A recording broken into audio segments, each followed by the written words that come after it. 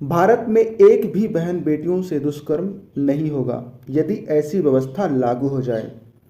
कोलकाता में जो हुआ वो कोई पहली घटना नहीं है, न ही वो अंतिम घटना है। भारत में प्रतिवर्ष लगभग 60,000 माताओं बहनों बेटियों के साथ दुष्कर्म या बलात्कार होता है। इसमें 33,000 ही घटनाएं पंजीकृत होती है। यद्यपि यह आंकड़ा लाखों में हो सकती है, किंतु अधिकांश दुर्घटनाएं जो दुर्गम गांव में होती है उसका रिपोर्ट थाना में लिखवाया ही नहीं जाता है।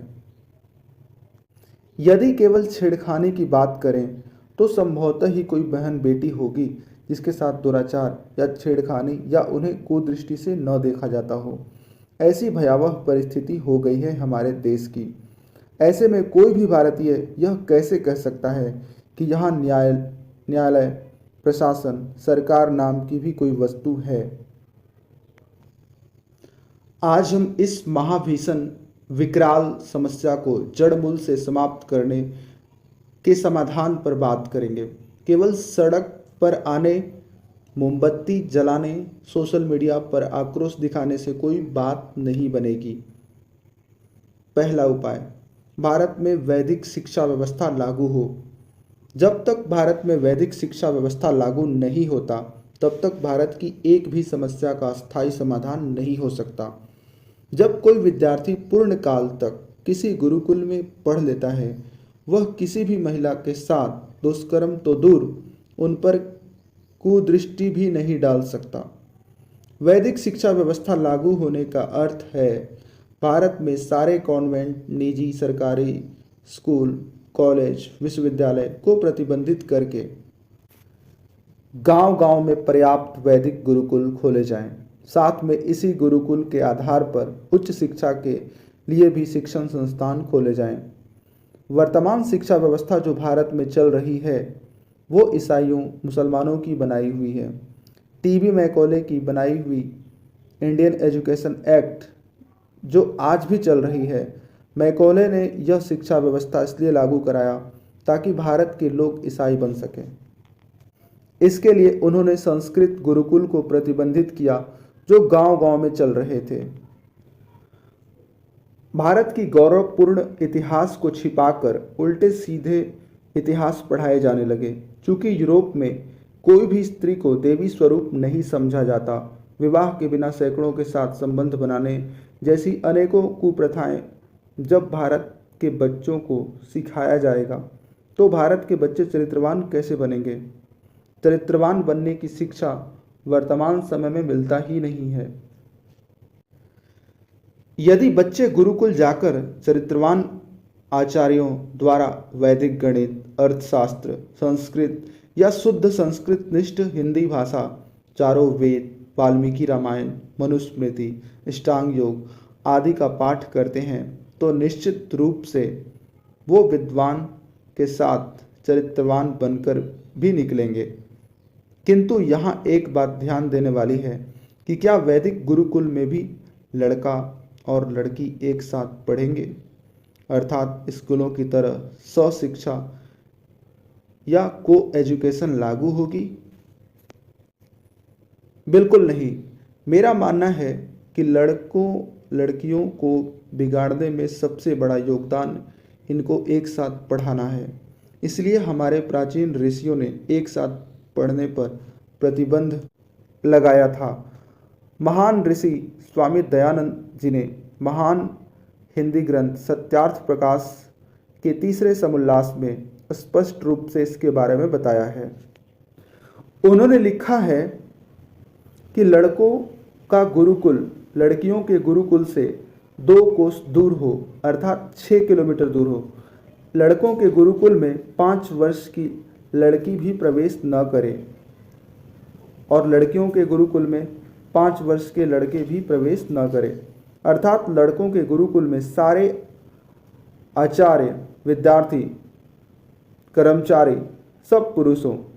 ठीक उसी प्रकार कन्याओं के गुरुकुल में सारी आचार्याएं, सारे कर्मचारी, सारे विद्यार्थी लड़की हों या स्त्री हों। शिक्षा उसी से दिलवाएं जो दुष्टाचारी व अधार्मिक न हो।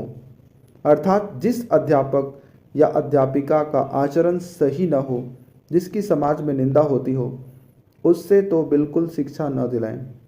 जब तक बच्चे शिक्षा ग्रहण करते हैं या ब्रह्मचारी या ब्रह्मचारिणी रहते हैं, तब तक लड़का लड़की एक दूसरे का दर्शन, स्पर्शन, एकांत सेवन, भाषण, विषय कथा, परस्पर क्रीड़ा, विषय का ध्यान और संग, इन 8 प्रकार के विकारों से बचें। ऐसा करने से ही उत्तम विद्या, शिक्षा, शील, स्वभाव, बल की प्राप्ति होगी। वर्तमान समय में चारों ओर सह शिक्षा का बोलबाला है, जिसके कारण 8-8, 10-10 वर्ष के बच्चे भी बिगड़ रहे हैं। अतः किसी भी मूल्य पर बचपन से उच्चतम शिक्षा तक लड़का लड़की को अलग अलग गुरुकुलों में ही शिक्षा देनी चाहिए। दूसरा उपाय, दुष्कर्म के विरुद्ध कठोर अधिनियम बनाना चाहिए। दुष्कर्म करने वालों को उसका जननांग काट देना चाहिए। साथ ही बीच चौराहे पर हजारों लाखों के बीच उसे सूली पर लटका देना चाहिए। इसका सीधा प्रसारण भारत के सभी टीवी चैनलों, चाहे वो समाचार न्यूज़ चैनल हो, फिल्मी चैनल हो, खेल चैनल हो, रेडियो हो, यूट्यूब हो, फेसबुक हो, सब पर लाइव दिखाना चाहिए। अर्थात जब उसे सूली पर लटकाया जाए, उस समय यदि आप टीवी खोलें या फेसबुक, यूट्यूब, आपको केवल और केवल उसी घटना का सीधा प्रसारण देखने को मिलेगा। दुष्कर्म के 3 महीने के भीतर ही दोषियों को दंड मिलना चाहिए। यदि भारत में 4-5 बलात्कारियों को भी इस तरह दंडित कर दिया जाए, तो कोई भी ऐसा कुकृत्य करने का साहस नहीं करेगा। अभी तो डर ही नहीं रह गया है, अपराधियों को कुछ पैसे देकर छूट जाते हैं। भारत में किसी को फांसी भी होती है तो मुंह छुपाकर और कारावास में, ताकि कोई देख ना पाए। अंग्रेजों ने यह प्रावधान इसलिए बनाया था क्योंकि उनको भारत के क्रांतिकारियों को फांसी देनी थी। यदि क्रांतिकारियों को बीच चौराहे पर फांसी दिया जाता तो भारत के लोगों का रक्त और अधिक उबलता अंग्रेजों के विरुद्ध। भारत तथाकथित स्वतंत्र है, फिर भी यह नियम चल रहा है अभी तक। दंड क्यों दिया जाता है? दंड इसलिए दिया जाता है ताकि ऐसा अपराध पुनः कोई न कर सके। ऐसे में जब कोई डरेगा ही नहीं, लोगों को पता चलेगा ही नहीं, तो फांसी देने, हाथ काटने आदि से देश में अपराध कैसे कम होगा? कभी कम न होगा अपराध। तीसरा उपाय, अश्लील मुक्त देश बने। भारत माता सीता, मर्यादा पुरुषोत्तम श्री राम का देश है और आज चारों ओर अश्लीलता ही अश्लीलता है। जब व्यक्ति अश्लीलता में डूब जाता है, तब वह कुछ भी कर सकता है।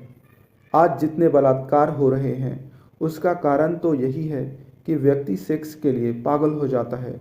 वो इतना परतंत्र हो गया है अपने इंद्रियों का कि उसे उसका दुष्परिणाम भी नहीं दिखता कि हमारे ऐसा कुकृत्य करने से हमें क्या दंड मिलेगा।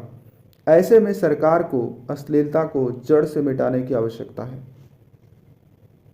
इसके लिए भारत सरकार को अलग से अश्लीलता मुक्त भारत अधिनियम बनाने की आवश्यकता है। इसमें निम्न प्रावधान हो। पहला, एक सनातन सेंसर बोर्ड बने जिसमें सभी सदस्य धार्मिक, चरित्रवान हो। बिना उनकी अनुमति के भारत में कोई भी फिल्म, धारावाहिक, शो, कार्यक्रम, गीत प्रसारित नहीं हो सके। जो भी फिल्म, गीत, धारावाहिक बन चुकी है, उसमें से अश्लीलता हटाकर ही उसे पुनः टीवी, पर्दा, मोबाइल पर दिखाया जा सके। दूसरा, इंटरनेट पर एक भी अश्लील वेबसाइट, ऐप नहीं रहना चाहिए। किसी भी मूल्य पर सबको हमेशा के लिए प्रतिबंधित किया जा सके। तीसरा, अश्लील संकेत करना, अश्लील या छोटे फूहर वस्त्र पहनना आदि प्रतिबंधित हो। ऐसा करने पर कठोर दंड मिले। चौथा, इस्लाम, ईसाईयत की कुरीतियों को अपनाने व हमारे ही धर्म में पुराणों आदि में भयंकर मिलावट की गई है। अतः ऐसे सभी पुस्तकों के इन बातों को प्रतिबंधित किया जाए और इसे पुस्तक से हटा दिया जाए। क्योंकि ऐसी बातों जो लिखी गई है पुस्तकों में, इसके कारण दुष्कर्म को बढ़ावा मिलता है। इस्लाम पंथ के कुरान में ऐसी कुछ बातें लिखी है जिसके कारण मुसलमान हमारे सनातनी बहनों से बलात्कार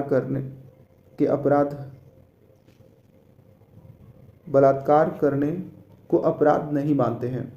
यही कारण है कि भारत में अधिकांश बलात्कार मुसलमान ही करते हैं।